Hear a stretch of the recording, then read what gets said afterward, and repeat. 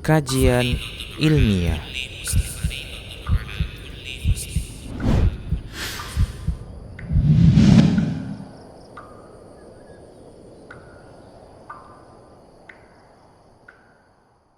Assalamualaikum warahmatullahi wabarakatuh. Innal hamdalillah nahmaduhu wa nasta'inuhu wa nastaghfiruh wa na'udzu billahi min shururi anfusina wa min sayyiati a'malina. May yahdihillahu fala mudilla lahu wa man yudlil fala hadiyalah. Wa asyhadu an la ilaha illallah wahdahu la syarika lah. Wa asyhadu anna Muhammadan abduhu wa rasuluh. Ya ayyuhalladzina amanu taqullaha haqqa tuqatih wa la tamutunna illa wa antum muslimun. Ya ayyuhan nasu taqu rabbakumul ladzi khalaqakum min nafsin wahidah wa khalaqa minha zawjaha wa batha minhuma rijalan katsiran wa nisaa'a wattaqullaha alladzi tasaaluna bihi wal arham innallaha kana 'alaikum raqiba. Ya ayyuhalladzina amanu taqullaha wa qulu qawlan sadida yuslih lakum a'malakum wa yaghfir lakum dhunubakum wa man yuti'illaha wa rasulahu faqad faza fawzan 'azima. Amma ba'd,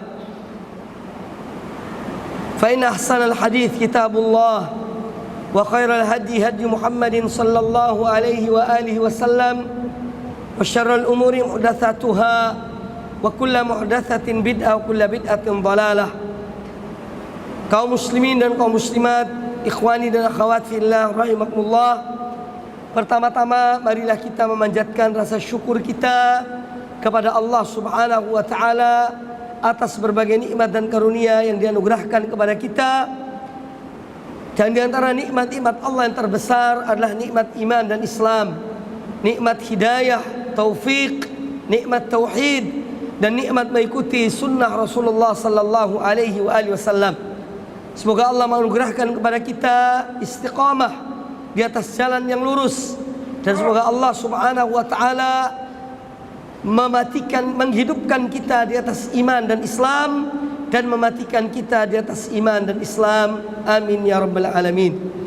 Selanjutnya kami haturkan jazakumullah khairan kepada BKM Masjid Agung Medan yang telah memberikan kesempatan kepada kami untuk menyampaikan kajian pada kesempatan yang baik ini. Semoga Allah Subhanahu wa taala menganugerahkan pahala yang besar, ganjaran yang besar di sisinya, dan semua pihak yang telah ikut mengambil andil di dalam terlaksananya kajian kita pada kesempatan yang baik ini. Judul kita adalah tentang hakikat hijrah kepada Allah dan kepada Rasulnya Nabi kita Muhammad sallallahu alaihi wasallam. Berbicara tentang hijrah, yaitu berbicara tentang sebuah amalan yang mana hijrah merupakan afdalul ibadat. Ibadah di antara ibadah-ibadah yang paling afdal, yang dengannya seorang hamba menyembah dan beribadah kepada Rabbnya, kepada Allah Subhanahu wa taala. Sebagaimana hijrah juga merupakan afdalul qurbat, amalan-amalan yang paling afdal. Dengannya seorang hamba mendekatkan dirinya kepada Allah Subhanahu wa taala. Dan hijrah adalah dalil akan kesungguhan seorang hamba di dalam mendapatkan ridha Allah Subhanahu wa taala.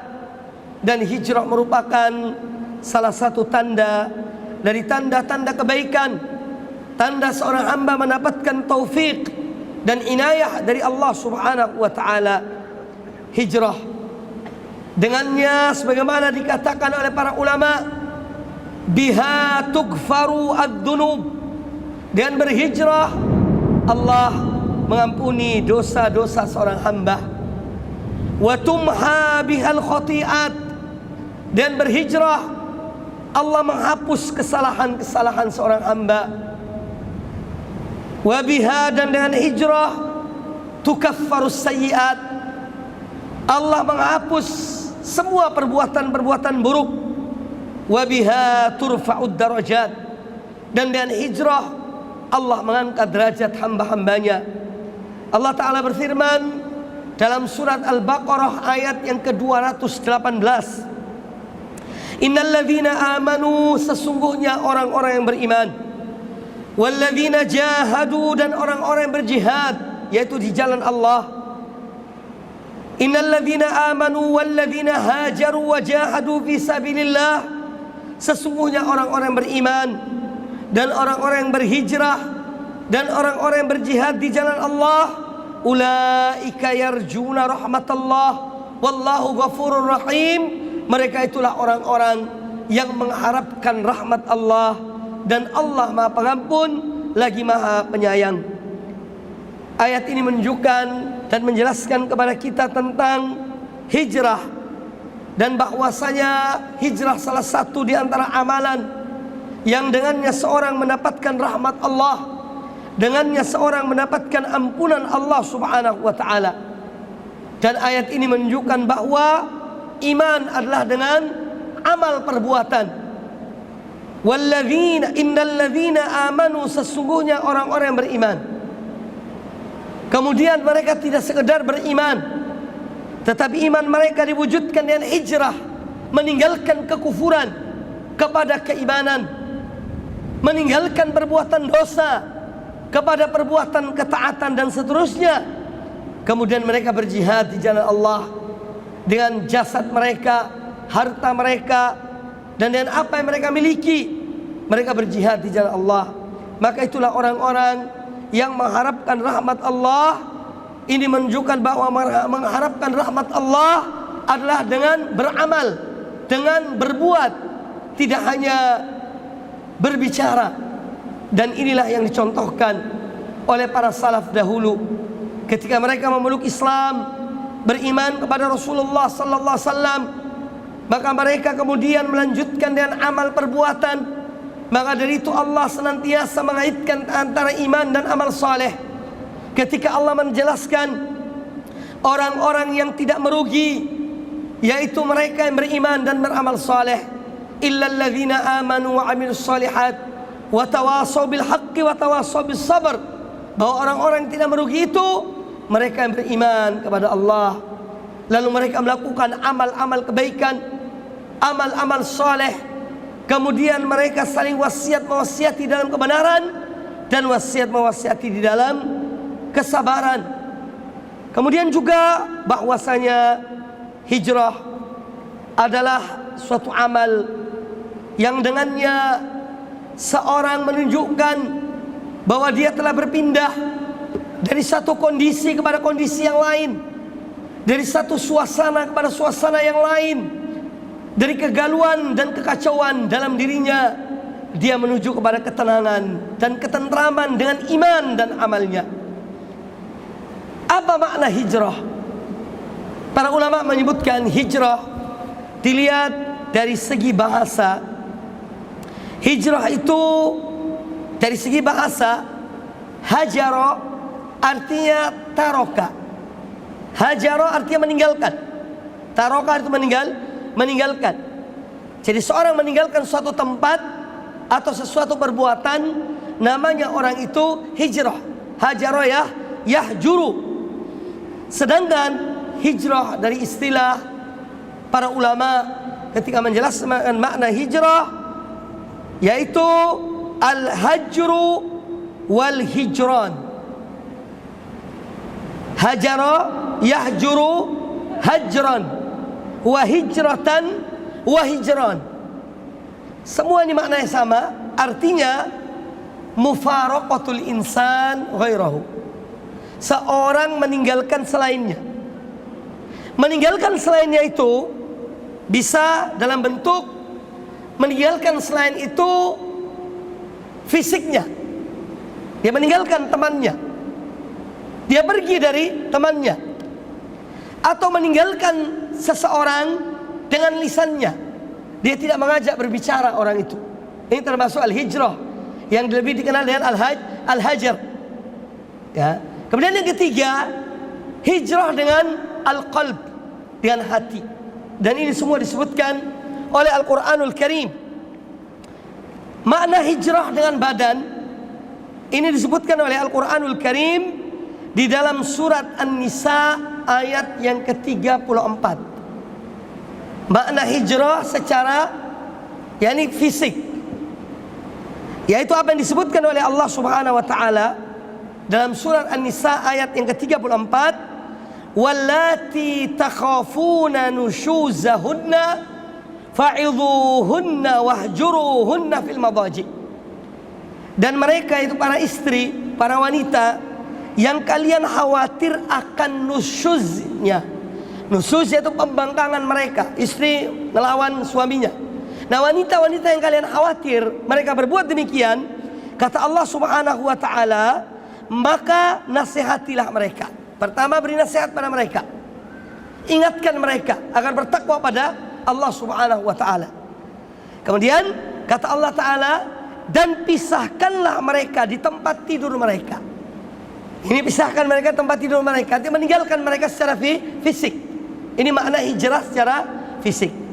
Kemudian hijrah yang disebut oleh Al-Quranul Karim secara lisan dan juga hati, yaitu apa yang difirmankan oleh Allah Azza wa Jalla tentang keluhan Nabi sallallahu alaihi wasallam berkaitan dengan Al-Quranul Karim.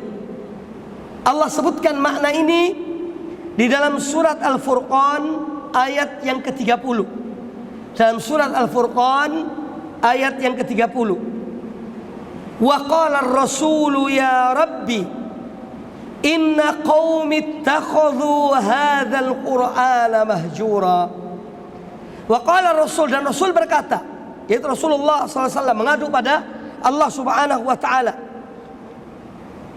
Dan Rasul berkata, wahai Rabbku, ya Rabbi, inna qaumi, sesungguhnya kaumku menjadikan Al-Quran ini sesuatu yang tidak diacuhkan. Jadi di zaman Nabi SAW, beliau telah mengadu pada Allah Subhanahu wa taala tentang umat yang meninggalkan Al-Quranul Karim.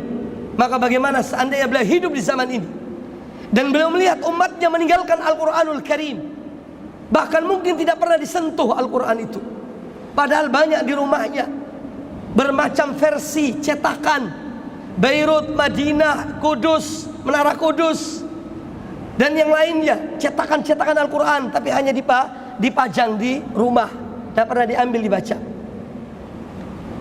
Di zaman beliau telah mengadu pada Allah Subhanahu wa taala. Nah, ini kata para ulama, al-hajru bil lisan wal qalb. Meninggalkan Al-Quran dan membacanya dengan lisan, atau mengingatnya dengan hati. Ini makna al-hajru, yaitu meninggalkan secara lisan dan hati. Kemudian yang ketiga, yaitu ayat yang menunjukkan bahwa al-hajru itu meninggalkan secara mencakup tiga makna ini. Meninggalkan dengan fisik, lisan, dan hati. Yaitu firman Allah Subhanahu wa taala dalam surat Al-Muzammil ayat yang ke-10. Allah taala berfirman, wasbir ala ma yaquluna, dan bersabarlah engkau wahai Muhammad terhadap apa yang mereka katakan. Wahjuruhum hajran jamila, dan jauhilah mereka dengan cara yang baik. Ini adab yang diajarkan Allah Ta'ala kepada Nabi Sallallahu Alaihi Wasallam ketika menghadapi kaumnya yang membangkang. Demikian pula ketika kita menghadapi orang yang tidak mau diajak kepada al-haq, kepada tauhid, kepada sunnah, dan mereka mengeluarkan kalimat-kalimat yang menyakitkan, maka pedomannya diajarkan oleh Allah kepada Rasulnya Sallallahu Alaihi Wasallam untuk bersabar. Wasbir ala ma yaqulun, sabarlah terhadap apa yang mereka ucapkan, terhadap apa yang mereka katakan atau mereka tuduhkan, dan jauhilah mereka dengan cara yang baik. Semoga Allah beri hidayah kepada mereka. Semoga Allah memberi hidayah kepada mereka. Kemudian juga makna ini yang mencakup 3 makna tersebut disebutkan oleh Allah Azza wa Jalla di dalam surat Al-Mudaththir ayat yang kelima. Surat Al-Mudaththir ayat yang kelima, Allah Ta'ala berfirman, warrujza fahjur. Adapun perbuatan dosa, maka tinggalkan dia. Meninggalkan perbuatan dosa itu dari semua sisi, fisik, lisan, dan hati. Ini mencakup makna hijrah secara bahasa yang disebutkan oleh Al-Quranul Karim. Adapun makna hijrah yang disebutkan oleh para ulama secara syar'i, yaitu apa yang dikatakan oleh sebagian ulama, al-hijratu mufaraqatu biladil kufri au mufaraqatul ashrar au mufaraqatul a'malis sayyi'ah wal khisalil madhmumah. Hijrah itu adalah mufaraqatu bilad al-kufur, meninggalkan negeri yang penuh dengan kekufuran. Ini hijrah dari satu negeri ke negeri yang lain, dari satu tempat ke tempat yang lain. Sebagaimana hijrahnya kaum mukminin dari Mekkah ke Habasyah, dari Mekkah ke Madinah. Ini namanya hijrah mufaraqatu bilad al-kufur, meninggalkan negeri yang penuh dengan kekufuran. Atau mufaraqatul asyrar. Jadi kalau yang pertama tadi ini mewakili makna hijrah secara fisik, nanti akan kita bahas. Kemudian yang kedua, mufaraqatul asyrar, meninggalkan orang-orang yang jelek, teman-teman yang buruk, sahabat-sahabat yang menjerumuskan kepada maksiat. Ini juga bagian dari hijrah secara maknawiyah. Kemudian yang ketiga, mufaraqatul amal as-sayyi'ah, meninggalkan amal-amal perbuatan yang buruk atau sifat-sifat yang tercela. Nah, hijrah ada perintah Allah dalam Al-Quranul Karim. Allah Azza wa Jalla memerintahkan untuk berhijrah. Demikian pula Rasulnya Nabi Sallallahu Alaihi Wasallam dalam sunnah beliau juga memerintahkan untuk berhijrah. Di antaranya adalah firman Allah Azza wa Jalla dalam surat Al-Ankabut ayat yang ke-56, perintah untuk berhijrah. Allah Ta'ala berfirman, ya ibadiyalladzina amanu, wahai hamba-hambaku yang beriman, inna ardi wasi'atun, sesungguhnya bumiku adalah bumi yang luas, fa iyaya fa'budun, maka hendaklah kalian beribadah menyembah hanya kepada aku. Kata Imam Ibnu Katsir rahimahullah ta'ala tentang ayat ini, ayat ke-56 dari surat Al-Ankabut, hadza amrun minallahi li'ibadihi al-mu'minin. Ayat ini merupakan perintah dari Allah kepada hamba-hamba yang beriman bil hijrati, untuk hijrah minal baladil ladzi la yaqdiruna fihi ala iqamatid din, dari satu negeri, dari satu masyarakat yang mereka tidak mampu melaksanakan kewajiban-kewajiban agama, ke negeri, ke bumi Allah yang lainnya, yang di sana mereka bisa melaksanakan perintah-perintah Allah, menjauhi larangan-larangan Allah Subhanahu wa taala. Jadi ini diantara ayat dalil yang menunjukkan bahwa Allah memerintahkan untuk berhijrah. Adapun Nabi sallallahu alaihi wasallam atau hadis Nabi sallallahu alaihi wasallam disebutkan ya dalam riwayat Imam At-Tirmidzi rahimahullah taala, beliau mengatakan, qala Rasulullah sallallahu alaihi wasallam, Rasulullah sallallahu alaihi wasallam bersabda, wa ana amurukum bi khamsin Allahu amaroni bihinna, dan aku pun memerintahkan kepada kalian 5 perkara, yang mana 5 perkara ini Allah perintahkan aku untuk memerintahkan pada kalian. Allah perintahkan pada beliau dan kepada kalian. Yang pertama, bisam'i, agar mendengar. Wa ta'ati, yang kedua taat, yakni kepada ulil amri, mendengar dan menaati ulil amri ketika mereka memerintahkan kepada kebaikan, kepada hal yang ma'ruf, maka kewajiban kita adalah untuk menaati. untuk mendengar dan menaati. Ini dua. Yang ketiga, wal jihadi fi sabilillah, dan berjihad di jalan Allah. Masing-masing berjihad dan kemampuannya. Yang punya harta berjihad dan hartanya, yang punya ilmu berjihad dan ilmunya. Dan di saat ada peperangan yang syar'i melawan kufar, maka kita pun diperintahkan oleh Allah Subhanahu wa taala untuk berjihad dengan fisik, tapi di saatnya, ya, pada saatnya, dan ada pemimpinnya, ada benderanya, ya.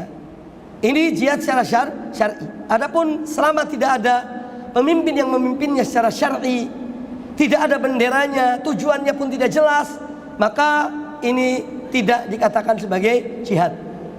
Karena makna jihad adalah li'ila'i kalimatillah, untuk menegakkan kalimat Allah Subhanahu wa taala.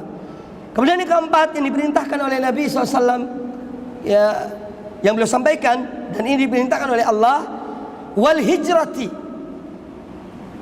Dan yang keempat adalah perintah untuk berhijrah. Yang kelima adalah wal jamaah, dan agar senantiasa, yaitu bergabung dengan jamaah kaum muslimin. Jamaah kaum muslimin, dan tentu kalau dikatakan jamaah kaum muslimin, yang pertama kali adalah yaitu mengikuti manhaj para sahabat radhiyallahu anhum ajma'in, karena mereka adalah jamaah kaum muslimin yang pertama yang berada di atas jalan yang lurus, yang berada di atas jalan yang lurus. Ini tentang dalil perintah untuk berhijrah yang diperintahkan oleh Allah dan Rasulnya Nabi kita Muhammad sallallahu alaihi wa alihi wasallam. Kemudian mereka menyebutkan, jadi para ulama membagi makna hijrah itu, atau macam-macam hijrah itu, ada dua macam hijrah. Ada dua macam al-hijrah. Yang pertama yaitu al-hijrah al-hissiyah. Hijrah bersifat fisik. Hijrah yang bisa dirasa, berpindahnya dari satu tempat ke tempat yang lain, seperti yang disebutkan tadi. Contoh hijrahnya kaum muhajirin dari Mekah ke Madinah. Ini hijrah secara fisik. Al-hijrah al-hissiyah. Kemudian yang kedua, ada hijrah al-ma'nawiyah. Hijrah secara maknawi. Ya, hijrah secara maknawi, sebagaimana dikatakan diantara oleh para ulama. Yang pertama adalah perkataan Al-Imam Al-Izz bin Abdissalam rahimahullah ta'ala, salah seorang ulama Syafi'iyah. Beliau dikenal dengan Sultanul Ulama, sultannya para ulama. Kata beliau Al-Izz bin Abdissalam rahimahullah, al-hijratu hijratan. Hijrah itu ada dua macam. Hijratul autan, hijrah meninggalkan negeri seseorang. Yang kedua adalah hijratul ithmi wal udwan, meninggalkan perbuatan dosa dan meninggalkan permusuhan. Ya, ini yang disebutkan oleh beliau tentang hijrah itu. Dan beliau melihat bahwa hijrah meninggalkan dosa dan permusuhan ini adalah lebih afdal. Ini lebih afdal. Mengapa demikian? Karena beliau memandang dari satu sisi. Sebetulnya hijrah paling mulia secara mutlak adalah hijrahnya kaum muhajirin dari Mekah ke Madinah. Tidak ada yang lebih dari itu. Maka itu dikhususkan oleh Allah Ta'ala kepada mereka, para muhajirin, awliya Allah yang mereka Allah ridhai. Sedangkan Al-Izz bin Abdissalam rahimahullah memandang bahwa hijrah meninggalkan perbuatan dosa dan perbuatan permusuhan ini lebih afdal, kata para ulama, karena beliau memandang bahwa hijrah meninggalkan satu tempat ke tempat yang lain itu terjadi mungkin sekali seumur hidup. Sedangkan hijrah meninggalkan dosa itu berulang-ulang, sepanjang zaman ada. Makanya dari sisi ini beliau memandang hijrah meninggalkan dosa itu lebih afdal, juga karena di dalamnya yaitu menundukkan hawa nafsu, menaklukkan hawa nafsu. Karena orang meninggalkan dosa, dia menaklukkan hawa nafsu. Dan menaklukkan hawa nafsu bukan hal yang gampang. Juga melawan syaitan. Karena syaitan tidak senang dengan orang yang hijrah, meninggalkan dosanya. Maka dari itu, dari sisi ini beliau memandang hijrah meninggalkan dosa lebih mulia daripada hijrah meninggalkan satu tempat ke tempat yang lain. Kata Imam Ibnu Qayyim rahimahullah taala, kata Imam Ibnu Qayyim rahimahullah, al-hijratu hijratan. Hijrah itu ada dua macam. Al-hijratul ula, hijrah yang pertama, hijratun bil jismi min baladin ila baladin. Jenis hijrah yang pertama adalah hijrah dengan fisik, dari satu negeri ke negeri yang lain, dari satu tempat ke tempat yang lain. Kemudian wal hijratu tsaniyah, dan hijrah yang kedua adalah al hijratu bil qalbi ila Allah wa rasulih. Hijrah yang kedua adalah hijrah dengan hati menuju Allah dan kepada Rasulnya. Hijrah kepada Allah dan hijrah kepada Rasulnya sallallahu alaihi wasallam. Wahiyal maksudah, dan inilah yang dimaksud dan hijrah secara hakiki. Wahiyal hijratul hakikiyah, kata beliau, dan inilah hijrah yang hakiki. Wahiyal aslu, dan hijrah yang pokoknya, hijrah itu yang pertama adalah hijrah dengan hati kepada Allah dan kepada Rasulnya. Wa hijratul jasad tabi'atun laha, sedangkan hijrah secara fisik itu mengikuti hijrah al-qalb. Dia hanya mengikuti. Pada al-aslu hijrah bil qalb ila Allah wa rasulih. Pada pokoknya, pada prinsipnya, hijrah yang pertama yang hakiki adalah seorang berhijrah kepada Allah dan kepada Rasulnya dan hatinya. Sedangkan fisik itu hanya mengikuti. Ini kata beliau rahimahullah ta'ala. Jadi makna hijrah secara maknawiyah yaitu meninggalkan apa yang dilarang oleh Allah subhanahu wa ta'ala. Dan ini telah disebutkan di dalam hadis-hadis Nabi sallallahu alaihi wasallam tentang jenis hijrah yang kedua, yaitu adalah hijrah al-ma'nawiyah. Ya, disebutkan dari Abdullah bin Amr ibn al-As radhiyallahu anhuma, beliau berkata, anin Nabi sallallahu alaihi wasallam qaal, dari Nabi sallallahu alaihi wasallam beliau bersabda, al-muslimu, seorang muslim yang hakiki, man salimal muslimuna min lisanihi wa yadihi. Orang muslim yang hakiki yaitu orang muslim yang mana kaum muslimin selamat dari lisannya dan selamat dari tangannya. Orang muslim yang kaum muslimin selamat dari lisannya dan selamat dari tangannya. Wal muhajiru, dan seorang yang berhijrah, man hajara ma nahallahu anhu, yaitu orang yang berhijrah, orang yang meninggalkan apa yang dilarang oleh Allah. Orang yang meninggalkan apa yang dilarang oleh Allah. Hadis sahih riwayat Imam Al-Bukhari dan yang lainnya. Jadi ini menunjukkan makna hijrah al-ma'nawiyah atau dalil tentang hijrah al-ma'nawiyah, yaitu meninggalkan apa yang dilarang oleh Allah subhanahu wa ta'ala. Kemudian dari seorang sahabat yang lain, dari Abdullah bin Hubshi al-Khathami radhiyallahu anhu, beliau berkata, anna Nabiy sallallahu alaihi wasallam su'ila, bahwa saya Nabi sallallahu alaihi wasallam pernah ditanya, ayyul hijrati afdalu, hijrah manakah yang paling afdal? Maka kata Nabi sallallahu alaihi wasallam, man hajara ma harramallahu alaihi, hijrah yang paling afdal adalah orang yang meninggalkan apa yang diharamkan oleh Allah. Orang yang meninggalkan apa yang diharamkan oleh Allah atasnya. Hadis ini hadis riwayat Imam Abu Dawud dan Imam Nasai, dan hadis ini adalah hadis yang sahih. Nah, hijrah al-ma'nawiyah, hijrah secara maknawi disebutkan oleh para ulama. Hijrah secara maknawi disebutkan oleh para ulama jenisnya dan macam-macamnya. Di antaranya adalah yang pertama mencakup hijrah al-ma'nawiyah, al-hijrah minal kufri ilal Islam, hijrah dari kekufuran kepada Islam, dari kekufuran kepada iman. Ini hijrah al-ma'nawiyah. Allah yang mengeluarkan seorang hamba dari kegelapan kepada cahaya. Ya, Allahu waliyul ladzina amanu. Allah adalah sebagai wali penolong orang-orang beriman. Yukhrijuhum minadh-dhulumati ilan nur. Mereka mengeluarkan mereka, Allah mengeluarkan mereka dari kegelapan kekufuran kepada cahaya Islam yang terang benderang. Hijrah dari kekufuran kepada Islam. Kemudian juga mencakup hijrah maknawiyah, ya hijrah dari kesyirikan kepada tauhid. Meninggalkan kesyirikan kepada at-tauhid. Meninggalkan hal-hal yang tidak dicontohkan oleh Nabi SAW. Hijrah kepada sunnah Nabi SAW. Ini juga bagian dari hijrah. Dan hijrah meninggalkan kemaksiatan kepada ketaatan pada Allah Subhanahu wa ta'ala. Kepada ketaatan kepada Allah Subhanahu wa ta'ala.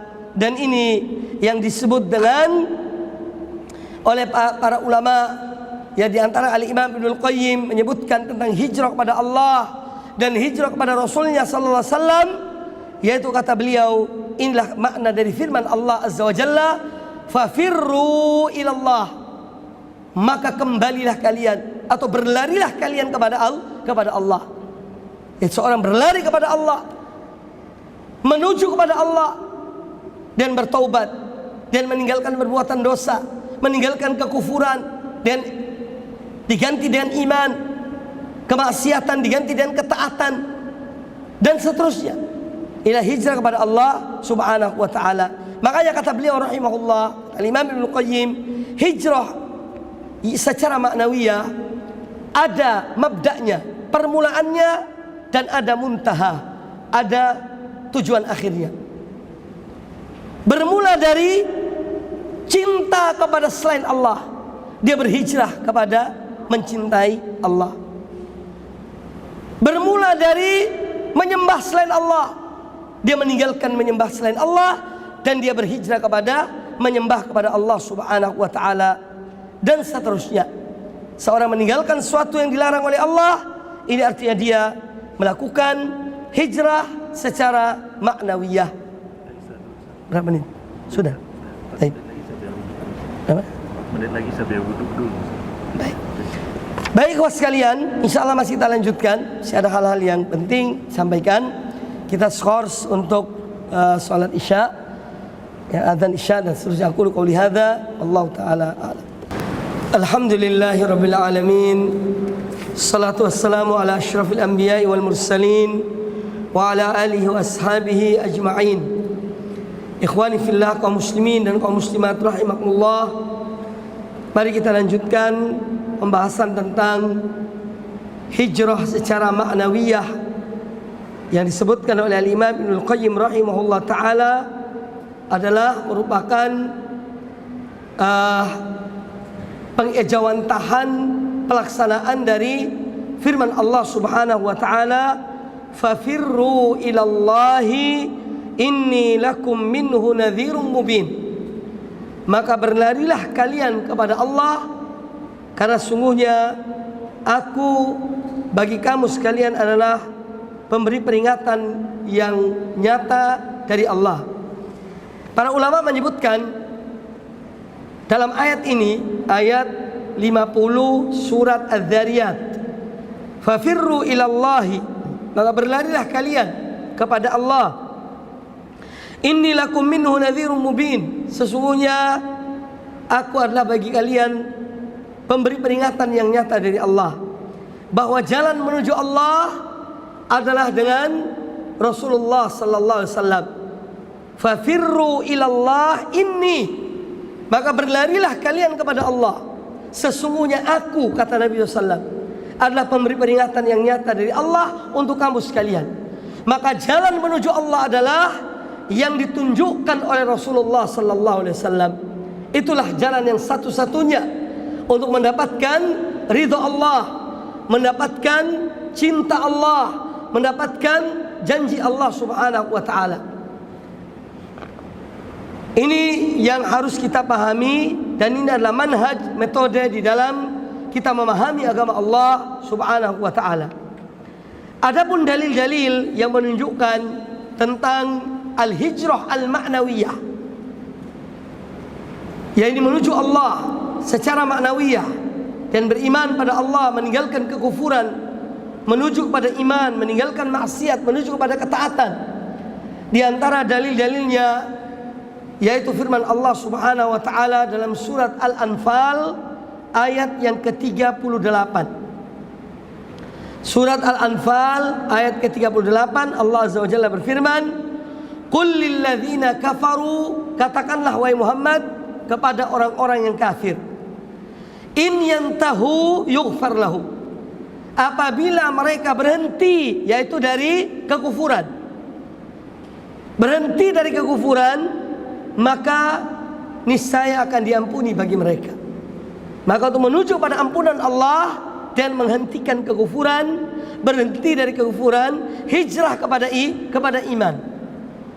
Qul lil ladzina kafaru, katakanlah kepada orang-orang kafir, in yantahu yughfar lahum ma qad salaf. Apabila mereka berhenti, yakni dari kekufuran mereka, maka Allah akan mengampuni, mereka akan diampuni dosa-dosa mereka yang telah lalu. Kemudian juga Allah firmankan dalam surat Al-Maidah ayat ke-73-74 tentang orang-orang Nasrani yang menyekutukan Allah dan mengatakan bahwa Isa bin Maryam adalah putra Allah, Maha Suci Allah dari apa mereka katakan. Allah Ta'ala berfirman, "Laqad kafara alladzina qalu innallaha thalithu thalatha." Sungguh telah kafir orang-orang yang mengatakan Allah adalah salah satu dari 3 oknum. "Wa ma min ilahin illa ilahun wahidun." Dan tiada sembahan yang hak kecuali sembahan yang satu, yaitu Allah Subhanahu wa taala. "Wa illam yantahu amma yaqulun." Dan jika mereka tidak berhenti dari apa yang mereka ucapkan, la yamassanna alladzina kafaru minhum adzabun alim, niscaya azab yang pedih benar-benar akan menimpa orang-orang kafir dari mereka. Jadi ini menunjukkan perintah Allah untuk mereka berhenti, ya. Illam yantahu, apabila mereka tidak berhenti, mereka akan diazab. Tetapi kalau mereka berhenti dari ucapan mereka, dari akidah mereka, dari keyakinan mereka bahwa Allah salah satu dari 3 oknum, maka Allah akan mengampuni mereka. Kemudian Allah Ta'ala berfirman pada ayat ke-74, "Afala yatubuna ilallah wa yastaghfirunahu wallahu ghafurur rahim." Tidakkah mereka bertaubat pada Allah dan memohon ampun kepadanya, dan Allah Maha Pengampun lagi Maha Penyayang. Ini juga bagian dari ayat menunjukkan hijrah secara maknawiyah, dari kekufuran kepada keimanan, dari kesyirikan kepada tauhid. Kemudian pada dalil dari hadis, di antara hadis-hadis yang menyebutkan hijrah secara maknawiyah, yaitu kisah tentang Abu Sufyan ketika dipanggil oleh Heraklius, penguasa Romawi yang ketika itu berada di kota Damaskus. Tatkala Nabi alaihissalam mengirim surat kepada Heraklius, mengajak Heraklius untuk memeluk Islam, maka Heraklius bertanya kepada yakni orang-orangnya, siapa di antara mereka yang tahu tentang Muhammad, yakni yang mengirim surat ini. Maka mereka memberitahukan bahwa ada pedagang-pedagang dari Quraisy, dari Makkah, yang sedang berada di kota Damaskus. Kemudian mereka dipanggil, salah satunya adalah Abu Sufyan. Abu Sufyan sebelum memeluk Islam, dia dipanggil oleh Heraklius, dan Heraklius bertanya kepada Abu Sufyan dalam sejumlah pertanyaan yang banyak tentang siapa orang ini sebenarnya. Di antara pertanyaan yang ditanyakan oleh Heraklius kepada Abu Sufyan, yaitu pertanyaannya, "Madza ya'murukum?" Apa yang diperintahkan oleh Muhammad kepada kamu sekalian? Ini oleh pengaku Nabi itu. Apa yang diperintahkan kalian? Qultu, kata Abu Sufyan, aku berkata, yaqul, dia Muhammad mengatakan, u'budullaha wahdah wa la tusyriku bihi syai'an. Sembahlah kalian, beribadahlah kalian kepada Allah semata, dan janganlah kalian menyekutukannya dengan sesuatu. Watruku ma yaqulu aba'ukum, dan tinggalkanlah apa yang dikatakan oleh ayah-ayah kalian. Ajaran-ajaran nenek moyang kalian yang menyimpang dari Islam, tinggalkanlah. Itu diantara ajaran Rasulullah sallallahu alaihi wasallam, beliau memerintahkan kepada umat beliau, apabila ada peninggalan-peninggalan, warisan-warisan dari orang tua yang menyimpang dari Islam, yang tidak islami, bahkan mungkin ada hal-hal yang syirik atau yang lainnya, tinggalkan. Karena al-Islamu ya'lu, Islam lebih tinggi dari semuanya. Ya, oleh karena itu, ini diantara makna hijrah, meninggalkan apa yang dikatakan atau dari ajaran-ajaran, warisan-warisan nenek moyang yang bertentangan dengan Islam, maka tinggalkanlah. Kemudian kata Abu Sufyan radhiyallahu an, wa ya'muruna bis salati waz zakah, dan dia Muhammad memerintahkan kami untuk mengerjakan salat, menunaikan zakat, waskhidqi wal afaf wasilah, dan kami diperintahkan untuk berkata atau berbuat kejujuran, menjaga kehormatan diri, dan bersilaturahim. Adapun hijrah yang kedua, yaitu hijrah secara hissiyah, hijrah yang bisa dirasa. Kalau tadi hijrah maknawiyah, ya, ini hijrah secara hissiyah. Disebutkan oleh para ulama ada 4 macam jenis hijrah ini. Ada 4 macam. Yang pertama yaitu al-hijratu ilan Nabi sallallahu alaihi wasallam fil Madinah. Hijrah yang pertama yaitu hijrah yang Allah perintahkan kepada kaum mukminin, kepada kaum muhajirin dari Mekkah ke Madinah. Ini jenis hijrah secara fisik yang pertama. Kata para ulama, wa hadza asyraful hijrat wa afdaluha. Hijrah ini yang pertama ini adalah hijrah yang paling afdal, yang paling mulia secara mutlak. Alal itlaq, itu secara mutlak. Tidak ada hijrah yang lebih mulia dari hijrah yang diperintahkan Allah kepada kaum mukminin dari Mekkah ke Madinah untuk hijrah bersama Nabi sallallahu alaihi wasallam. Makanya para ulama menyebutkan bahwa ini adalah hijrah yang khusus yang Allah anugerahkan kepada aulianya, kepada wali-walinya dari kaum muhajirin dan orang-orang berhijrah bersama mereka kepada Nabi sallallahu alaihi wasallam. Oleh karena itu, hijrah ini adalah disebut mereka yang berhijrah. Allah Ta'ala mensifati mereka dengan as-sadiqun, orang-orang yang betul-betul jujur, yang betul-betul beriman kepada Allah, karena mereka menunjukkan kebenaran iman mereka dan meninggalkan negeri mereka, tanah kelahiran mereka, harta benda mereka, ya, kaum kerabat mereka, karena Allah Subhanahu wa Ta'ala. Allah sebutkan di dalam surat Al-Hasyr ayat yang 8, Allah memuji orang-orang kaum muhajirin dan firman-Nya, lil fuqara'i al muhajirin alladzina ukhriju min diyarihim wa amwalihim yabtaghuna fadlan minallahi wa ridwana wa yansuruna allaha wa rasulahu ulaika humus sadiqun. Yang artinya juga bagi orang-orang fakir dari golongan muhajirin yang berhijrah, yang mereka diusir dari kampung halaman mereka dan mereka diusir dari harta benda mereka karena mencari karunia Allah. Jadi mereka ketika diusir dan keluar dari negeri mereka karena mencari karunia Allah dan mencari keridhaannya, dan mereka menolong agama Allah dan Rasulnya, mereka itulah orang-orang yang benar, orang-orang yang jujur dalam keimanan mereka. Maka hijrah adalah salah satu bentuk ujian Allah akan kejujuran seseorang di dalam imannya, ya, di dalam imannya. Kemudian hijrah yang kedua, hijrah secara fisik yang kedua adalah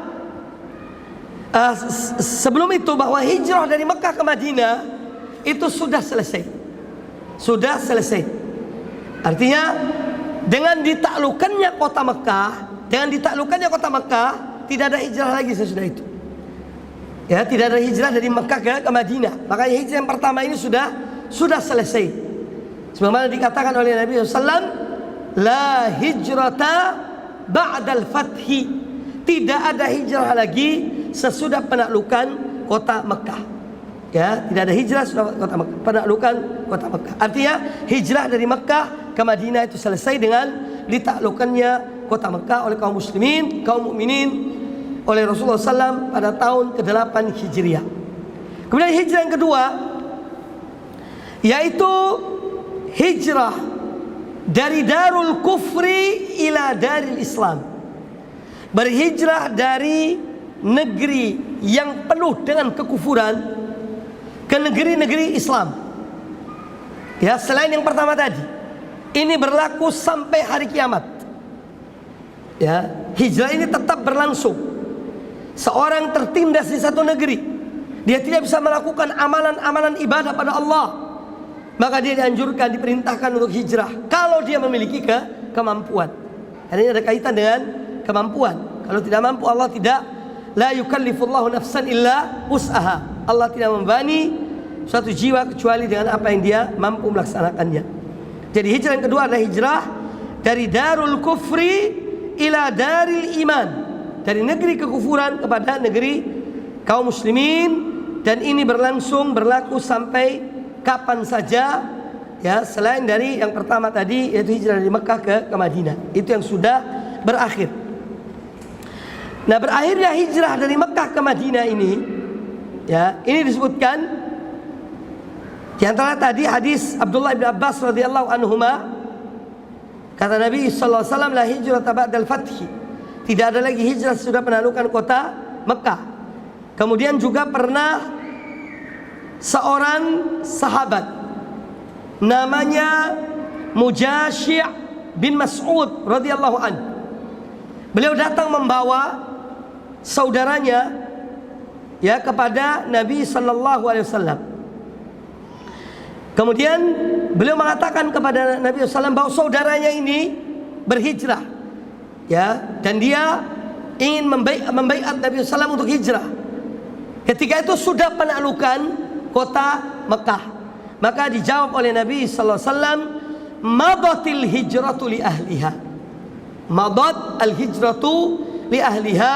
Sudah selesai hijrah itu bagi mereka yang memang berhijrah ketika itu. Artinya hijrah kepada Nabi sallallahu alaihi wasallam sudah selesai dengan penaklukan kota Mekah. Ya, adapun baiat yang lain yaitu baiat berupa memeluk Islam, tetap taat pada Islam dan berjihad di jalan Allah, karena memang ketika itu jihad diperintahkan oleh Nabi SAW, oleh Allah Subhanahu Wa Taala, yaitu dalam penaklukan negeri-negeri kafir ketika itu. Jadi ini diantara dalil tentang selesainya hijrah, ya, pada saat itu. Kemudian jenis yang ketiga, ya, jenis yang ketiga, kalau tadi dari negeri kafir ke negeri muslim, hijrah yang ketiga adalah al-hijratu min ardis su'i ila ardis salah. Berhijrah dari negeri, dari lingkungan yang jelek ke lingkungan yang baik. Dari tempat yang buruk ke tempat yang baik. Dan tentu baik di sini adalah agamanya, baik akidahnya, baik ibadahnya. Ini termasuk bagian dari hijrah. Dan ini di antara dalilnya adalah kisah masyhur, insyaallah antum tahu semua. Seorang yang membunuh 99 orang. Kemudian dia datang seorang ahli ibadah. Lalu dia berkata bahwa dia telah membunuh 99 orang. Apakah ada taubat baginya? Kata orang itu, ahli ibadah itu mengatakan tidak ada taubat bagimu. Kemudian dibunuhlah ahli ibadah itu sehingga genaplah menjadi 100. Kemudian dia mendatangi seorang alim. Dia bertanya, karena dia ditunjukkan, coba engkau datang ke seorang alim. Dia datang pada orang alim itu, lalu orang alim itu menjelaskan, dia mengatakan bahwa dia telah membunuh 100 jiwa. Apakah ada taubat baginya? Maka dijawab oleh orang alim itu bahwa tidak ada yang menghalangi engkau dari taubat. Kemudian orang alim itu memberikan pengarahan kepadanya, tinggalkanlah negerimu yang jelek itu dan pergilah kamu ke tempat, disebutkan tempatnya, di sana banyak orang-orang yang melakukan amal soleh. Maka pergilah engkau ke sana, beribadahlah kepada Allah di tempat itu. Kemudian ketika dia di tengah perjalanan, maka dia dipanggil oleh Allah, dicabut nyawanya oleh malakul maut. Kemudian datanglah dua golongan malaikat, malaikat rahmat dan malaikat adab. Malaikat rahmat merebut, ya, nyawa orang itu. Lalu diprotes oleh malaikat azab karena orang ini belum berbuat sesuatu. Dan mereka, yang intinya disebutkan dalam kisah itu, intinya bahwa pada akhirnya bahwa ruh orang tersebut diambil dan dibawa oleh malaikat rahmat, karena dia dengan ikhlas kepada Allah, ingin bertobat pada Allah, dia meninggalkan negerinya, perkampungannya, dan ketika itu dia telah mendekati ke daerah yang tempat yang soleh. Nah, ini juga menunjukkan atau dalil hijrah dari tempat yang jelek ke tempat yang baik. Nah, kisah tentang orang yang membunuh 100 orang ini, yang dia bertobat pada Allah Ta'ala, disebutkan oleh para ulama banyak sekali pelajaran-pelajaran yang diambil dari kisah ini. Di antaranya ada bahwa taubat itu ya dari berbagai maksiat hukumnya wajib. Ya, taubat hukumnya wajib. Karena Allah perintahkan untuk bertobat. Wa tubu ilallahi jami'an ayyuhal mu'minun la'allakum tuflihun. Dan bertobatlah kalian kepada Allah semuanya, wahai kaum muslimun, kaum mukminin, agar kalian memperoleh kemenangan. Kemudian di antara yang diambil dari kisah itu bahwa hijrah itu bahwa orang yang bertobat pada Allah Ta'ala dianjurkan dia itu berhijrah dari dua sisi. Sisi pertama adalah dia bertobat. Tobat itu hijrah dari maksiat kepada ketaatan. Yang kedua yaitu hijrah secara fisik. Dia mencari tempat yang lebih baik, lingkungan yang lebih baik. Dia tinggalkan lingkungan tempat maksiat, dia pindah ke tempat yang lebih baik baginya, dan ini termasuk yang disyariatkan. Kemudian juga ayat hadis atau kisah tersebut menjelaskan kepada kita tentang yaitu orang-orang bersungguh-sungguh kepada Allah, Allah akan membukakan jalan dan pintu baginya. Walladzina jahadu fina lanahdiyannahum subulana wa innallaha lama'al muhsinin. Allah sebutkan dalam surat Al-Ankabut ayat yang ke-69. Walladzina jahadu fina, dan orang-orang yang mereka betul-betul bersungguh-sungguh untuk mendapatkan keridhaan kami, lanahdiyannahum subulana, sungguh kami akan benar-benar akan menunjukkan bagi mereka jalan-jalan kami. Allah bukan jalan-jalan bagi orang yang betul-betul ingin kembali kepada Allah Subhanahu wa taala. Lanahdiyannahum subulana wa innallaha lamal muhsinin, dan sungguhnya Allah bersama orang-orang yang muslim, orang-orang yang berbuat baik. Wa innallaha lamal muhsinin, dan Allah senantiasa bersama orang-orang yang berbuat baik. Kemudian juga yang diambil dari hadis atau kisah tersebut disebutkan oleh para ulama, yaitu dianjurkan seorang yang meninggalkan maksiat agar dia tidak kembali ke tempat dia lakukan maksiat itu. Karena ketika dia kembali ke tempat itu akan datang syaitan kepadanya dan menggambarkan kepada dia tentang maksiat yang pernah dia lakukan.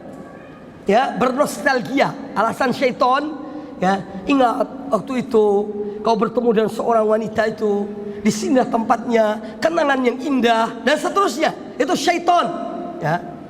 Jadi dia hendaknya tidak mendatangi tempat itu, ya. Kalau ada harus lalui jalan itu, seandainya ada jalan yang lain, jangan ikuti jalan tersebut yang dia melihat tempat dia maksiat ketika itu. Karena itu syaitan akan memainkan perannya, apalagi orang lemah imannya. Ya, tidak mustahil dia akan datang ke tempat itu. Dia bertanya kepada tetangganya, ya, orang wanita yang tinggal di sini dulu di mana dia sekarang? Ya, dan seterusnya, minta nomor HP-nya, kan gitu, minta WhatsApp-nya.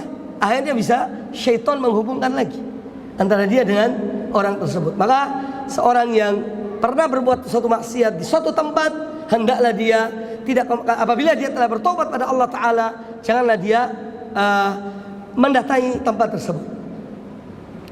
Kemudian jenis hijrah yang keempat, yaitu hijrah secara hissiyah, yaitu al-hijratu ila Syam fi akhir zaman inda zuhuril fitan, yaitu hijrah ke negeri Syam. Negeri Syam itu kalau sekarang mencakup 4 negara, ya, Yordania, Syria, Palestina, Lebanon. Ini namanya negeri Syam, ya, mencakup 4 negara ini. Yaitu hijrah di akhir zaman, yang mana orang-orang yang baik-baik itu diarahkan ya, tentu oleh Allah Ta'ala mengarahkan mereka ke negeri Syam. Ke negeri Syam. Dan ini ketika terjadinya fitnah di akhir zaman. Karena di akhir zaman semakin banyak fitnah-fitnah, ya, yang menjadikan orang itu dengan gampang dan mudah meninggalkan agamanya, ya, meninggalkan dinnya, akidahnya. Tentang hijrah yang terakhir ini, nah, para ulama menyebutkan hijrah yang ini, yang hijrah ke negeri Syam ini adalah hijrah yang kedua seperti hijrah yang berlaku di zaman Nabi SAW. Ya, ini yang kedua. Jadi hijrah yang pertama yang sudah berakhir dari Mekah ke Madinah. Nanti akan ada di akhir zaman hijrah kaum muslimin dari negeri-negeri mereka ke negeri Syam. Ya. Ini fadilahnya juga besar, keutamaannya besar, karena di situ disebutkan hadisnya an Abdullah bin Amr bin Al-As radhiyallahu anhuma, dari Abdullah bin Amr bin Al-As radhiyallahu anhuma, beliau berkata, sami'tu Rasulullah sallallahu alaihi wasallam yaqul, aku mendengar Rasulullah sallallahu alaihi wasallam bersabda, satakunu hijratun ba'da hijratin, akan terjadi hijrah sesudah hijrah. Hijrah yang kedua ini disebut hijrah ke Madinah. Hijrah yang kedua yang disebut satakunu hijratun ba'da hijratin. Ba'da hijratin itu sesudah hijrah yang pertama, itu hijrah ke Madinah.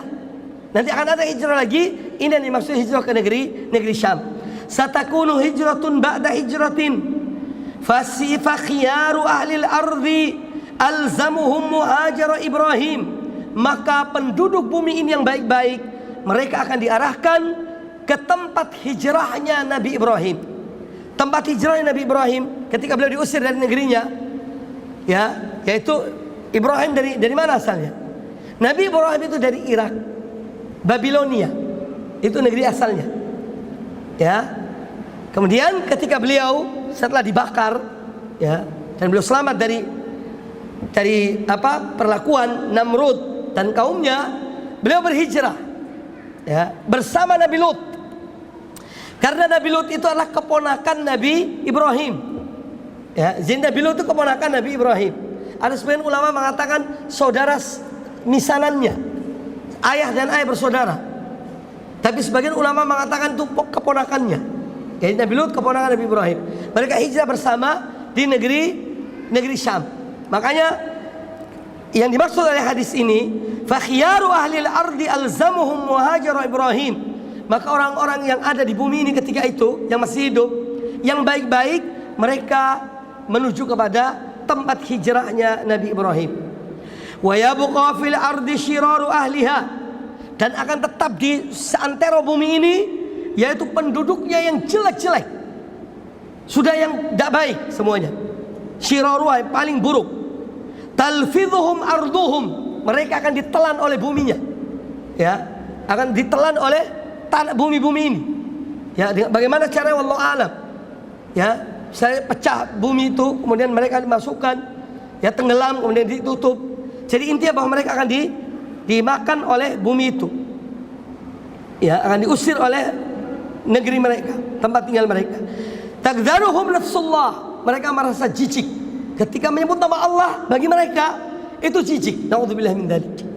Sampai sedemikian jeleknya, yaitu orang-orang yang hadir yang ada di zaman tersebut. Wa tahsyuruhumun nar ma'al qiradati wal khanazir, dan mereka nanti akan dikepung oleh api. Ya, orang-orang jelek itu akan dikepung oleh api ma'al qiradati wal khanazir, bersama kera-kera dan babi-babi. Itu yang mengintai mereka. Bahkan dalam satu riwayat yang lain dikatakan, kalau mereka ketika diusir dari negeri mereka, kemudian ada yang tertinggal di antara mereka, ya, orang-orang jahat itu akan dimakan oleh qirodah, oleh babi dan oleh monyet, ya, dan oleh monyet. Ini disebutkan dalam riwayat yang lainnya. Dan hadis ini ada hadis yang sahih, menunjukkan hijrah, ya, yang akan terjadi di akhir zaman ketika munculnya berbagai macam fitnah. keutamaan hijrah banyak. Bagi ikhwah sekalian yang ingin bertanya, silakan nulis pertanyaannya. Boleh yang langsung. Saya menutup kajian ini dengan keutamaan hijrah. Hijrah memiliki keutamaan yang banyak. Ja'alanallahu minhum, semoga kita jadikan termasuk orang-orang yang berhijrah, yang meninggalkan kemaksiatan kepada ketaatan, meninggalkan kesyirikan kepada tauhid, yang meninggalkan perbuatan-perbuatan yang tidak dicontohkan oleh Nabi Sallam, perbuatan yang dicontohkan oleh beliau dan sunnahnya, dan seterusnya. Di antara keutamaan hijrah adalah seorang mendapatkan rahmat Allah Azza wa Jalla, yaitu al-fauz bi rahmatillahi wal jannah. Seorang mendapatkan rahmat Allah, karunia Allah, dan seorang mendapatkan surga Allah Subhanahu wa taala. Allah taala berfirman dalam surat Al-Baqarah ayat 218, ini sebagai dalil yang telah saya bacakan tadi. Innal ladzina amanu wal ladzina hajaru wa jahadu fi sabilillah ulaika yarjuna rahmatallah wallahu ghafurur rahim. Sesungguhnya orang-orang yang beriman dan orang-orang yang berhijrah lalu mereka berjihad di jalan Allah, mereka itulah orang-orang yang mengharapkan rahmat Allah, dan Allah Maha Pengampun lagi Maha Penyayang. Kemudian juga di antara keutamaan hijrah adalah mendapatkan surga Allah Azza wa Jalla, ampunan dan surga Allah. Sebagaimana Allah berfirman dalam surat Ali Imran ayat yang ke-192, "Falladzina hajaru", maka orang-orang yang mereka berhijrah, "wa ukhriju min diyarihim", dan mereka dikeluarkan, diusir dari negeri-negeri mereka, "wa udzu fi sabili", dan mereka disakiti, mereka dizalimi di jalanku, "wa qatalu wa qutilu", dan mereka ikut berperang dan mereka terbunuh, "la ukaffiranna anhum sayyi'atihim", niscaya benar-benar aku akan mengampuni kesalahan-kesalahan mereka, "wa la udkhilannahum jannatin", dan benar-benar aku akan masukkan mereka ke dalam surga-surga, "tajri min tahtial anhar", yang mengalir di bawahnya sungai-sungai, "thawaban min indillah", sebagai balasan pahala dari sisi Allah, "wallahu inda husnul thawab", dan Allah di sisinya ada pahala yang baik. Kemudian juga di antara keutamaan hijrah, yaitu apa yang disebutkan oleh para ulama, yaitu menuju atau mendapatkan a'la darajatil iman. Orang yang berhijrah dengan mendapatkan derajat keimanan yang paling besar, yaitu hakikatul iman. Iman itu ada hakikatnya, ya, dan itu derajat tertinggi dari iman itu. Makanya orang-orang berhijrah, di antara keutamaannya, mereka akan mendapatkan derajat keimanan tertinggi, yaitu hakikatul iman. Allah Ta'ala berfirman dalam surat Al-Anfal ayat yang ke-74, "Walladzina amanu", dan orang-orang yang beriman, "wahajaru wajahadu", dan mereka orang-orang yang berhijrah, "wajahadu fi sabilillah", dan mereka berjihad di jalan Allah, "walladzina awaw wa nasaru", dan orang-orang yang menerima mereka, itu kaum Ansar, dan menolong mereka, "ulaika humul mu'minuna haqqan", mereka itulah orang-orang mukmin yang sebenar-benarnya, yang sebenar-benarnya. "Lahum maghfiratun wa rizqun karim", bagi mereka adalah ampunan, yaitu ampunan Allah dan rezeki yang mulia. Kemudian juga orang-orang berhijrah, di antara keutamaannya, mereka akan mendapatkan keridhaan Allah, dan ridha Allah yang terbesar. Dan insya Allah besok kita akan membahas itu, meraih keridhaan Allah Subhanahu wa taala dan mengikuti cara beragama para salafus saleh radhiyallahu anhum ajma'in, insyaallah taala. Itu besok kajian. Allah Taala berfirman dalam surat Al-Hajj ayat 58-59, "walladzina hajaru fi sabilillah", dan orang-orang yang mereka berhijrah di jalan Allah, "tsumma qutilu", kemudian mereka terbunuh, "au matu", atau mereka meninggal, "la yarzuqannahumullahu rizqan hasana", sungguh Allah akan berikan pada mereka rezeki yang baik, "wa innallaha la wa khairur raziqin", dan sungguhnya Allah sebaik-baik pemberi rezeki, "la yudkhilannahum mudkhalan yardawnahu", Allah akan masukkan mereka ke tempat masuk yang mereka ridhoinya. Wa innallaha la'alimun halim, dan sungguhnya Allah Maha mengetahui lagi Maha penyantun. Kemudian hijrah, di antara keutamaannya, seorang yang hijrah, dia keluar dari kesesatan kepada petunjuk Allah Ta'ala, dari kesempitan kepada lapangnya jalan Allah dan rezeki Allah Subhanahu wa Ta'ala. Sebagaimana Allah Ta'ala berfirman dalam surat An-Nisa, ayat ke-100, "Wa man yuhajir fi sabilillah," dan barang siapa yang berhijrah di jalan Allah, "yajid fil ardi muraghaman katsiran wa sa'ah," niscaya dia akan mendapati di jalan Allah atau di bumi Allah ini tempat berhijrah yang luas, dan dia akan mendapatkan rezeki yang banyak. Maka berhijrah itu mendapatkan rezeki. Orang yang berhijrah karena Allah, Allah bukakan pintu-pintu rezeki baginya, dan Allah ridho kepadanya. Kata Qatadah rahimahullah, bahwa seorang berhijrah artinya dia berhijrah minad dhalalati ilal huda, dia berpindah dari kesesatan kepada petunjuk. Wa minal qillati ilal ghina, dan dia berpindah dari keadaan kemiskinan kepada kekayaan. Karena Allah memberikan kepada dia rezeki, membuka baginya pintu-pintu rezeki. Ini di antara keutamaan hijrah. Kemudian juga disebut oleh para ulama di antara keutamaan hijrah, bahwa hijrah itu tidak ada amal yang sama dengan hijrah. Di antara amal-amal ibadah yang paling utama adalah berhijrah kepada Allah dan Rasulnya SAW. Dari Abu Fatimah Al-Laythi radhiyallahu anhu, beliau berkata, "Ya Rasulullah, hadithni bi amalin." Wahai Rasulullah, beritahukanlah kepada aku satu amal ibadah, astaqimu alaihi wa a'maluhu, yang aku dengan itu aku istiqomah dan aku mengerjakannya. Dan amal tersebut, qala lahu Rasulullah sallallahu alaihi wasallam, maka Rasulullah SAW bersabda kepada Abu Fatimah, "Alaika bil hijrati," hendaklah engkau berhijrah, "fa innahu la mithla laha," karena sungguhnya tidak ada amalan yang sama dengan hijrah. Tidak ada amalan yang sama dengan hijrah. Hadis sahih riwayat Imam An-Nasa'i dan Imam At-Tabrani, dan hadis ini adalah hadis yang sahih. Kemudian salah satu amalan yang bisa menyerupai hijrah, ya, di zaman yang penuh dengan fitnah, yaitu memperbanyak ibadah. Ya, kalau kita misalnya tidak hijrah secara fisik ataupun yang lainnya, dan seorang ingin mendapatkan hijrah kepada Nabi Sallallahu Alaihi Wasallam, maka perbanyaklah ibadah kepada Allah.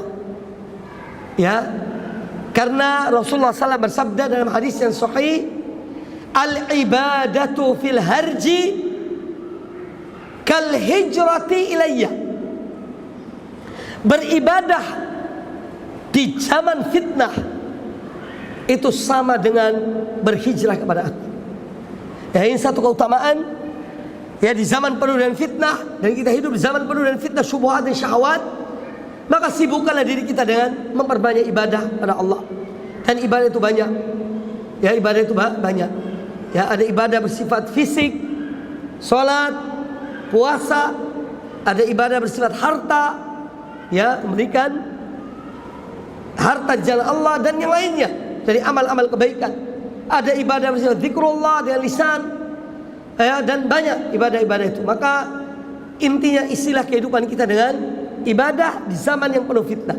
Mengapa Nabi SAW menyerupakan bahwa orang banyak ibadahnya di zaman fitnah sama dengan hijrah kepada Nabi SAW? Kata para ulama, karena fitnah itu menyibukkan seorang dari ibadah pada Allah. Fitnah itu menyibukkan kita, dan ada WhatsApp itu fitnah. Waktu kita habis WhatsApp, karena WhatsApp itu ibarat orang makan buah duku, kalau tidak habis satu keranjang tidak selesai, ya. Atau makan kacang goreng, ya. Iya, kalau tidak habis tidak mau. Dia menarik kepada yang lainnya, dari satu ke kedua, ketiga, bikin grup, nanti ini tarik grup sini, grup sana. Seorang terlena dan itu semuanya. Ada waktu yang habis dengan ini, contoh fitnah, itu bagian dari fitnah. Artinya mengambil waktu kita. Tapi kalau digunakan untuk hal yang bermanfaat, insya Allah akan bermanfaat. Maka dari itu beribadah yang banyak di di zaman fitnah ini adalah setara dengan berhijrah kepada Nabi Sallallahu Alaihi Wasallam. Demikian kajian kita pada kesempatan yang baik ini. Ada waktu kurang lebih 18 menit, ya, 18 menit. Silahkan siapa yang ingin bertanya, silahkan bertanya. Qulu qouli hadza wallahu taala a'lam.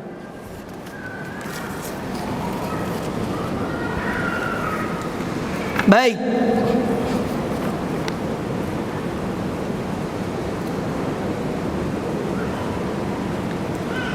Assalamualaikum Waalaikumsalam warahmatullahi wabarakatuh.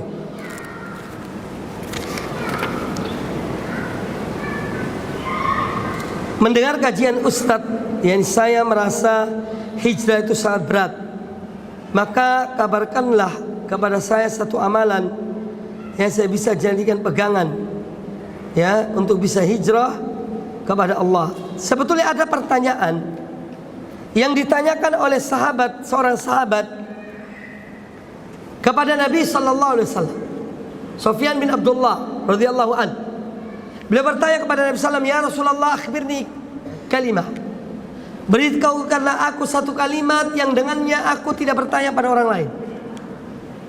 Maka dijawab oleh Nabi Alaihissalam, qul amantu thumma istaqim.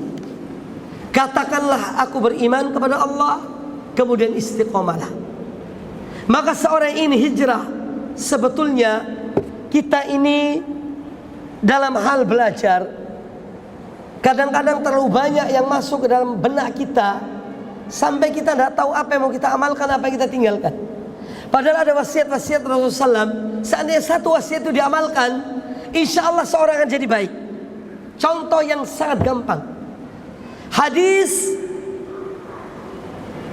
Mu'ad bin Jabal dan Abu Dzar Al-Ghifari. Wasiat Nabi SAW kepada dua orang sahabat ini.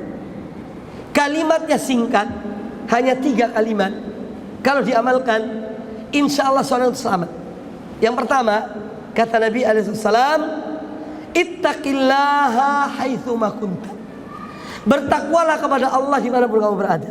Kalimat ini kalau ditaruh di benak kita, entah kita di pasar, kita di jalan raya, kita di rumah, ittaqillaha haitsuma kunta, bertakwalah pada Allah dimanapun kamu berada. Kalau kita berpegang pada kalimat ini, insya Allah kita selamat. Ya, cuma ini hanya sebagai kalimat. Pelaksanaannya masih banyak lubang-lubangnya. Ya. Jadi ini contoh. Ittaqillaha haitsuma kunta. Ketika di toko, di kantor, ya, di pasar, kalau seorang berpegang pada kalimat ini, insya Allah selamat dia. Dari menipu, dari maksiat, dari curang, ya. Jadi sebetulnya agama ini tidak berat. Kita yang memberatkan diri kita sendiri. Inna dina yusrun, kata Nabi SAW. Sesungguhnya agama ini ringan. Agama ini mudah, tidak sulit. Yang terpenting adalah ada kemauan atau tidak. Ini yang terpenting, ya. Wa man aradal akhirah wa sa'alaha sa'yaha wa huwa mu'minun. Dan barang siapa yang menghendaki akhirat dan dia berupaya untuk mendapatkan akhirat itu, wa huwa mu'minun, dan dia orang yang beriman, ulaika kana sa'yuhum masykura. Mereka itulah yang upaya mereka akan dibalas oleh Allah Ta'ala, ya, di dunia dan di akhirat.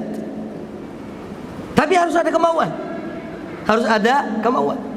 Walladzina jahadu fina lanahdiyannahum subulana. Dan orang-orang betul-betul bersungguh-sungguh ingin mendapatkan ridho kami akan bukakan baginya pintu-pintu kami. Jadi mintalah pertolongan pada Allah. Amalkanlah apa yang ringan yang bisa kita amalkan. Selebihnya serahkan kepada Allah Subhanahu wa taala. Jangan kita membebani diri kita hal-hal yang kita tidak mampu untuk melakukan.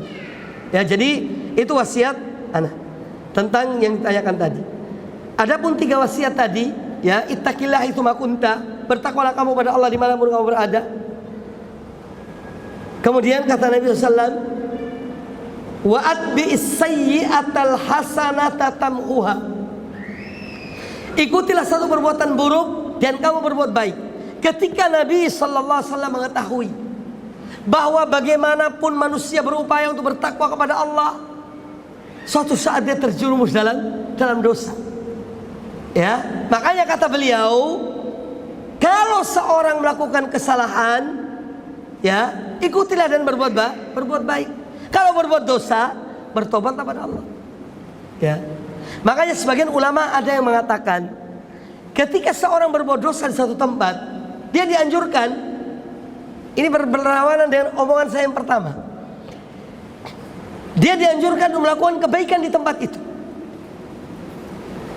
Contohnya, seorang bermaksiat di satu tempat, kemudian dia melakukan kebaikan di tempat itu, sehingga menjadi tempat itu menjadi saksi dari kiamat kelak bahwa dia setelah berbuat maksiat, dia berbuat baik.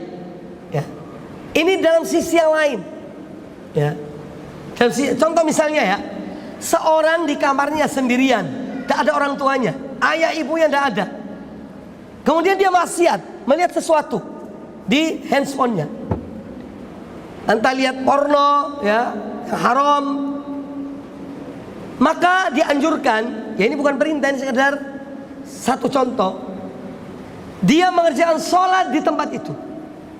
Semoga dengan sholat itu menghapus dosanya. Dia ada amal kebaikan setelah amal keburukan. Setelah amal keburukan. Itu contoh yang gampang, contoh yang ringan. Jadi seorang kalau dia berbuat maksiat satu tempat, dianjurkan dia melakukan ibadah di tempat tersebut. Kemudian yang ketiga, wasiat Nabi SAW, wa khaliqin nasa bi khuluqin hasanin, dan gaulilah manusia dan akhlak yang mulia. Maka hadis ini mencakup tiga hal. Hak kita kepada Allah, yakni hak Allah dari kita, kewajiban kita pada Allah yaitu takwa. Kewajiban kita kepada diri kita, apabila berbuat maksiat segera berbuat baik, bertobat dan melakukan amal soleh. Yang ketiga, hak sesama manusia, yaitu berakhlak yang mulia. Jadi itu dari satu pertanyaan tadi. Pertanyaan berikutnya, Ustadz, bagaimana menanggapi perkataan-perkataan sebagian orang yang memfitnah dakwah sunnah ini dengan kalimat keras terhadap sesama muslim, namun lembut kepada orang kafir? Ya,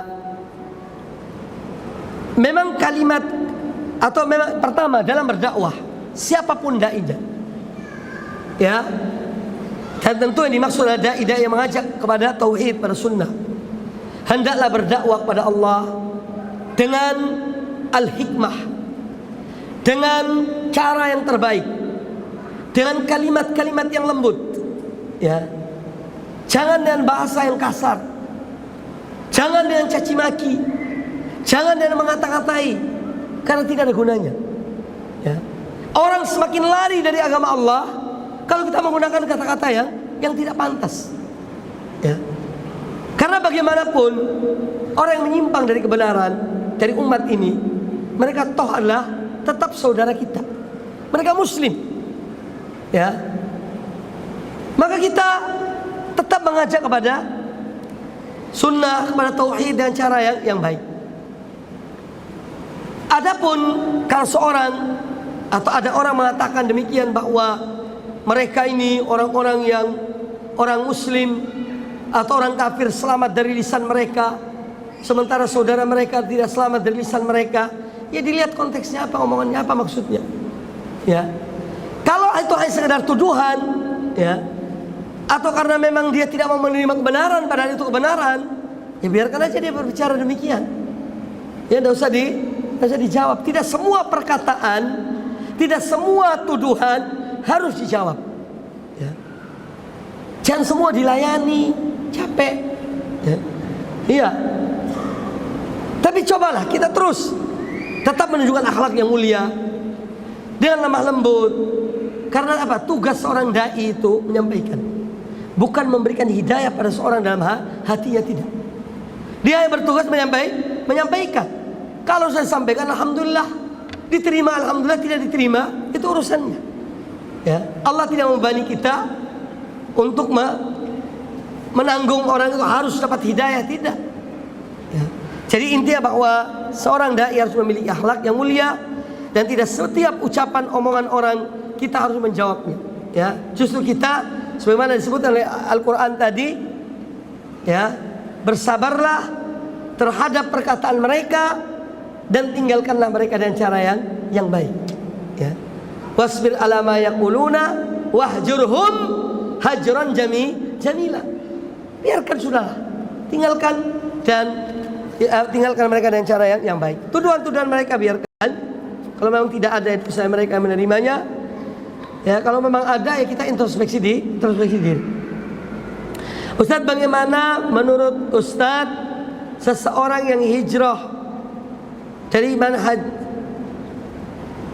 salaf ke yang lainnya, ya, lalu menjelek-jelekan, itu hidayah biadillah. Petunjuk itu di tangan Allah. Ya.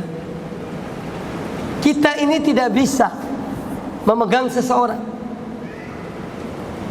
Harus tetap istiqomah. Ya, ada orang yang masuk dalam dakwah ini, ada 1-2 yang keluar, tapi lebih banyak yang masuk daripada yang keluar. Yang keluar itu bisa jadi karena hawa nafsunya, karena kejahilannya, karena dia tidak sanggup, ya, untuk mengamalkan apa yang dia diajarkannya. Ya, jadi ada syubhat. Ya, semoga Allah beri hidayah kepadanya. Adapun dia menjelek-jelekan, ya, artinya dia menjelekkan Islam. Dakwah sunnah ini yang asli, ya, murni dari Allah dan Rasulnya. Dan ini akan ditanya oleh malaikat di dalam kubur tentang Islam yang murni ini yang ditanya. Bukan Islam yang lainnya, tapi Islam yang murni, yang dibawa oleh Rasulullah SAW, diikuti oleh para sahabat. Jadi kalau ada orang menjelek-jelekkan, biarkan. Ya, dia menjelekkan itu hanya berdampak pada dirinya sendiri. Ya, tidak mengenai pada kita atau pada agama Allah.